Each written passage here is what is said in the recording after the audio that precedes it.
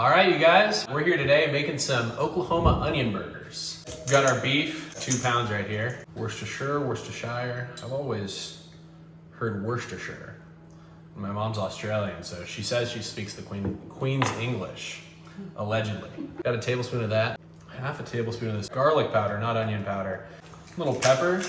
I thought I had some of those really cool black latex gloves, but I don't, so it looks like we're gonna be washing hands. Got our onions. You want incredibly thinly sliced onions. And to do that, you need a sharp knife. So here I've got the Kawashima chef's knife with SG2 powder steel. It's the top of the line. What are we talking about? It's as sharp as it gets. If you cut a lot of onions, you know this. A nice sharp knife is what prevents you from crying. It's not foolproof, but they say. Take them, cut them in half, peel back this top layer, right down the middle right there. Oh my, look at that. Beautiful.